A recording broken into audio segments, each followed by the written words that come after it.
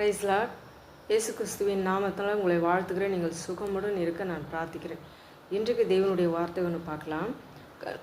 நேற்றுக்கு பார்த்தோம் இல்லையா, சங்கீதம் 121 இதில் கடைசி 7-8 பார்க்கலாம். பார்த்தீங்களா?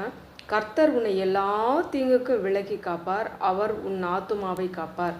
கர்த்தர் உன் போக்கையும் உன் வரத்தையும் இது முதற்கொண்டு என்றென்றைக்கும் காப்பார். ஆமேன்.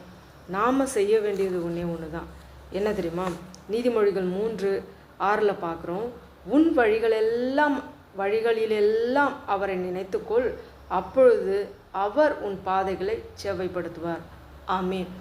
நம்ம எந்த நேரமும் அவரோட நினைவாகவே இருக்கணும். நம்மளுடைய சொல்லில், செயலில், நடக்கல, நம்ம பார்வையில், நம்ம பேச்சில் எல்லாவற்றிலேயும் தேவன் முன்னதாக வைத்து உலகத்தை பின்னதாக வைத்து செயல்படும்பொழுது தேவன் நம்மளை காத்துக்கொள்ள வல்லமை உள்ள